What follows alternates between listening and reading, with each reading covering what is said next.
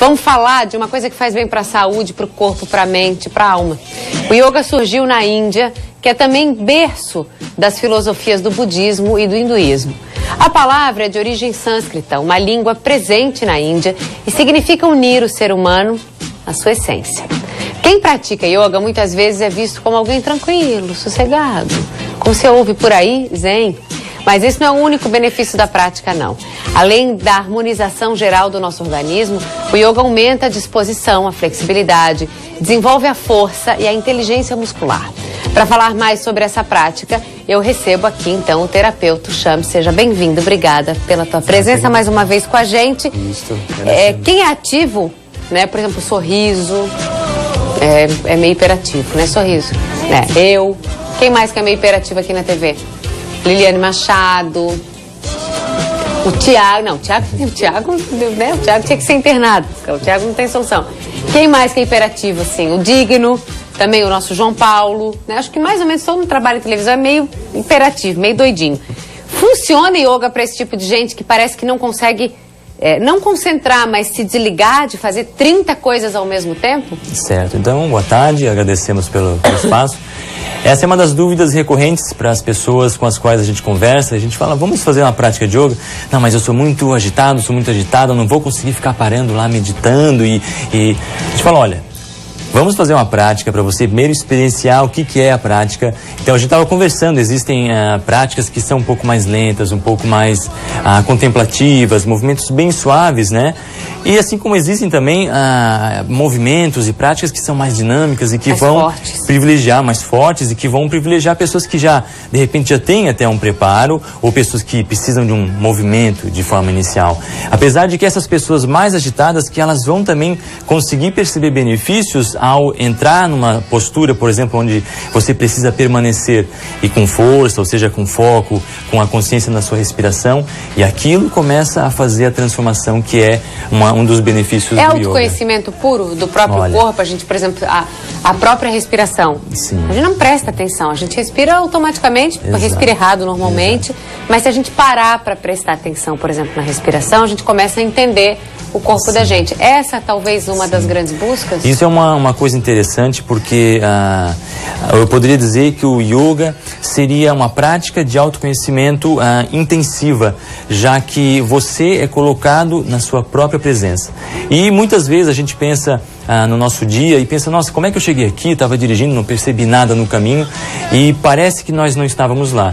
E de fato, em muitos casos, o corpo estava, mas a nossa consciência estava em outro lugar. Isso é tão normal, gente. Normal, extremamente comum. Tá fazendo alguma coisa aqui, mas tá fora, né? Exatamente. E a prática do yoga vai ser o treinamento de você estar cada vez mais presente, estar no aqui e agora. E assim como você, durante uma prática, vai estar no aqui e agora, seja através das respirações ou através das posturas que são propostas no yoga, isso se estende para outros momentos da sua vida. Então, você vai chegar no trabalho, vai chegar no escritório e vai ser capaz de estar mais focado, vai estar mais presente naquelas tarefas, com aquilo ali. Conectados naquilo. Eu já vi até gente falando que na hora de namorar, eu já escutei uma pessoa dizer isso uma vez, morri de rir. Que na hora de namorar ela tá pensando, né, como é que ela ia fazer a logística para dar conta de buscar os filhos, um na escola e o outro que estava em outro futebol e estava namorando de tarde com o marido. Ou seja, nem nessa hora a pessoa estava ali conectada. Uma coisa, o corpo está fazendo uma coisa e a tua cabeça é em outro lugar. Sim. O que é muito comum, sim, né, até por tantas tarefas que a gente tem no dia a dia. Sim. Mas, por exemplo, assim, que está em casa agora, dá pra gente começar em casa, a gente fala em meditação, por exemplo, a tirar um tempinho e aprender a se conectar àquela paradinha, porque dizem que quem medita um tempo aí por dia vive mais e vive melhor. Dá pra gente fazer isso sozinho? Então, existem grupos de meditação, como esse que a gente conduz, por exemplo, e que ajudam o indivíduo a começar a entender melhor, que apesar da meditação ser uma coisa simples, mas no início a força de um grupo pode ajudar a gente a conseguir estar naquele momento de meditação. E sim, depois a pessoa pode vir a fazer sozinha. Como é que a gente esvazia a mente? Fala assim, meditar e esvaziar a mente. Como é que a gente faz isso? Não é isso? Não é, viu? Já falou que não é esvaziamento. É fazer o quê? Meditar. Quem tá em casa sentadinho ali quer ouvir, eu vou tentar fazer isso daqui a pouco. Sim. Começa como? Olha, eu diria que mais do que esvaziarmos a mente, seria nós conseguirmos adotar uma conduta diferente, mesmo quando a nossa mente está cheia. Então, seja para pessoas que têm poucas coisas, e aquelas poucas coisas já deixam a pessoa completamente doida. Assim como tem pessoas que têm um monte de coisa e nem sempre estão tão doidas assim. Então, a prática de yoga, a prática de meditação, vai nos dar essa capacidade de administrar melhor a forma como nós estamos diante dos nossos pensamentos ou dos nossos afazeres diários, dos nossos compromissos. E uma coisa interessante desses pensamentos o tempo todo girando na nossa mente é que toda essa carga de informação que passa através de nós, ela vai também se cristalizando no nosso corpo, muitas vezes somatiza, seja em forma de doenças, já no estado mais avançado, ou no estágio anterior, através de tensões. Essas tensões, e que muitas pessoas reclamam, poxa, sinto dores nas costas, dores nos ombros, essas tensões, elas estão o tempo todo roubando a nossa energia. E é por isso que muitas pessoas, às vezes, chegam numa prática de yoga e dizem, olha, eu não consigo dormir direito, ou eu estou muito preocupado, sinto dores no estômago. E às vezes, questão de uma ou duas práticas, ela percebe uma mudança completa na vida.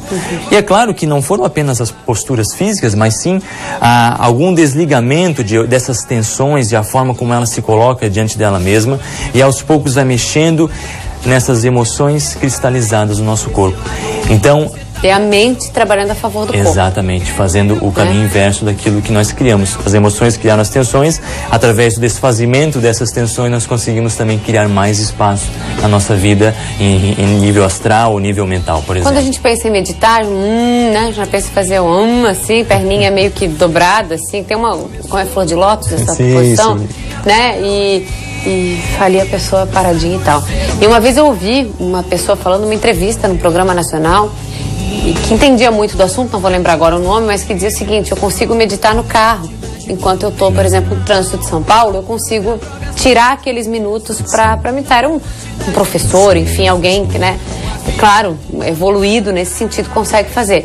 Mas essa parada durante o dia, todo mundo deveria fazer? Quanto tempo a gente deveria fazer de meditação por dia? Assim, vou parar. E me explica, como é que a gente pode começar esse processo de desligar o botão por alguns minutos para renovar a energia, para a gente estar bem, para desfazer essas tensões? Eu vou começar trazendo aqui uma situação. Por exemplo, existe até na mente de muitas pessoas a ideia de que um professor de yoga, por exemplo, é uma pessoa que fala baixinho, é uma pessoa calma, tu não é calmo? Zen. Ele é calmo? Às vezes eu sou calmo, às vezes eu fico nervoso, às vezes eu fico agitado. É brabo? Então, saindo desses estereótipos, tanto o yoga quanto a meditação, se você é ser humano, serve para você. Tanto a prática da meditação quanto do yoga, elas buscam que você possa melhor ser quem você é. Certo. Muitas pessoas chegam, mas eu vou ter que ser calmo, vou ter que ficar parado meditando 20 minutos. Não, se a sua natureza, por exemplo, assim, é uma pessoa mais agitada, mais criativa, que se envolve com as coisas... Isso vai melhorar. Isso vai melhorar, porque essa é a sua natureza. Não, você não vai forçar a barra para ficar ali parado. Perfeito. Agora, vindo para a questão de como iniciar... Um simples momento onde você esteja consigo mesmo, e uma das ferramentas que todos nós temos acesso, que é a nossa respiração. Tá. Você está Tem que cruzar a perna, né, no caso. Olha, seja de pernas cruzadas, né, tem aquela posição mais específica, aquela posição assim, mas você não precisa disso, você pode simplesmente estar consigo mesmo, fecha os seus olhos e isso vai criar a visão para dentro. E você pode simplesmente solta seus ombros, relaxa a barriga, solta a barriga, relaxa a respiração, solta o seu coração, solta seus pensamentos, se permita descansar. E nesses poucos instantes onde você está nessa atenção com você mesmo, você consegue aos pouquinhos vivenciar esse momento de um pouco mais de calma, um pouco mais de relaxamento. E talvez nesse momento a Cíntia está lá, meu Deus do céu, eu não consigo relaxar, meu Deus, eu não quero, está muito difícil. E no início é normal, no início nós vamos sentir essas resistências, porque assim como qualquer outra coisa que você pratique todo dia, e diga-se de passagem, nós estamos acostumados ao tempo todo pensar, e ocupados de um monte de compromissos. Então, nada mais natural de que, num primeiro momento, nós tenhamos essa dificuldade. Só que, assim como acontece com a nossa capacidade de relaxar, nós precisamos também praticar. Toda prática de yoga, pelo menos a maioria, finaliza com uma prática de relaxamento, por exemplo. E é interessante porque nas primeiras práticas as pessoas estão se mexendo, estão se coçando, estão ali, não conseguem se sentir à vontade. E a gente consegue perceber que à medida que as práticas transcorrem, a evolução de a pessoa conseguir relaxar. Porque hoje, até mesmo soltar-se e relaxar-se, descansar, é algo que nós precisamos reaprender. E até culturalmente, porque até aconteceu uma coisa bem engraçada um dia desses, que eu saí do trabalho e falei, meu Deus, hoje eu não tenho nada. Que bom, né?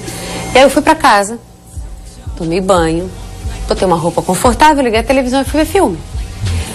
E aí uma pessoa me ligou, uma amiga, disse, o que tá fazendo? Tá trabalhando? Eu disse, não, já saí e tô deitada aqui esperando o horário de buscar as crianças, tô vendo TV. Deitada?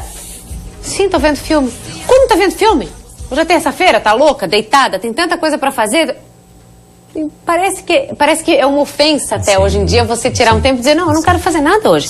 Parece que você é cobrado também por uma sociedade onde você tem que estar no 220 todo o tempo e que o teu tempo, ou de dizer assim, ó, hoje eu não tenho compromisso, eu vou dormir até 9 horas da manhã. Já parece que você é vadio, já parece que você não dá conta da vida. Quer dizer, o que poderia ser bacana, a cesta depois do almoço, aquela descansadinha que os avós da gente davam, né? Aquele soninho talvez até mais tarde, quando pode. Extremamente benéfico, diga de passagem. É benéfico, e parece que as pessoas estão extirpando isso da vida como se fosse uma ofensa. Meu Deus, mas eu não posso ir pra casa deitar. Como é que eu vou pra casa deitar? Como é que eu vou dormir até as 9 hoje? Tenho que fazer isso, tenho que... Calma, dá pra fazer as duas coisas e a gente olhar um pouquinho mais pra si. Aquele chazinho depois do almoço, né? Comer com calma. Nós vivenciamos a cultura do sempre estar ocupado, do sempre estar agitado. É bem isso. E como você falou, muitas vezes a pessoa, ela até quer descansar, mas algo dentro dela diz, não, vai varrer a sua casa ou vai terminar um compromisso, vai mexer numa tarefa. E aí, é impressionante, Cíntia, a gente vê que, por exemplo, num desses relaxamentos, ao fim da prática, a pessoa chega a chorar, porque são tantas emoções. Que estão contidas, é tanta coisa contida que não tem outra forma a não ser o choro. E uma coisa que nós precisamos lembrar é que o Vale do Itajaí, a nossa região, ela é campeã nacional na utilização de antidepressivos. É verdade. Então, assim, isso tudo nos dá ainda uma maior dimensão da importância de uma prática como a do yoga, que é uma prática de autoconhecimento, cujos benefícios são alongamento, né, maior força, maior capacidade de foco, regula todo o nosso sistema hormonal, Cíntia. Então, você vai perceber que, por exemplo, a pessoa, ela vai fazer uma prática de yoga, que a princípio ela não mexe com peso, nem com nada que seja extremamente extenuante ou cansativo, mas as pessoas começam a passar por uma transformação e muitas vezes é extremamente rápida. Física, o equilíbrio, né? Exatamente, físico, mental, o completo. Postura muda. Até a musculatura a simples abertura, Cíntia, do nosso peito. Quantas pessoas, se a gente for perguntar agora para os espectadores, a gente tende a andar assim, a gente está cansado da vida, né? Quando a gente abre o peito, para quem tem problemas com tristeza ou algo do tipo, abre o peito e vai sentir como isso faz diferença. Até porque de manhã tem um jeito, eu sei que eu tenho que encerrar, Sueli, não briga comigo, mas assim, ó, tem um jeito, por exemplo, que uma vez eu vi, esse mesmo cara que eu vi na entrevista, que ele falou, uma das coisas que a gente deveria fazer de manhã, quando se espreguiça, estava deitar de bruço e erguer para trás, né, erguer o tronco e abrir o peito, deveria ser uma das nossas primeiras respirações, que se a gente vê o que o cachorro faz, né, ele disse, é o que os animais fazem, aquela espreguiçada para frente e aquela abertura pro peito mesmo. E a partir dali, a gente começa a sentir diferenças até no nosso despertar. Coisa tão pequenininha. Né? Exatamente. Eu tenho que encerrar, mas eu queria que tu deixasse um telefone, porque quem tiver dúvida pode entrar em contato com vocês. Sim, te agradecemos pelo espaço. O Espaço Índigo fica na Rua Tiradentes, que é no bairro Bom Retiro. O nosso telefone é 32220915 e o nosso site é espaçoíndigo.com.br. Qual é a Rua Tiradentes? Rua Tiradentes é a Rua do Ecomax. Aquele morrinho do Ecomax. Ali perto da Ering, ali no Bom Retiro. Subiu a Rua do Ecomax. Primeira casa amarela, um espaço belíssimo, nossa nova sede. Muito bem. Obrigada por ter vindo, querido.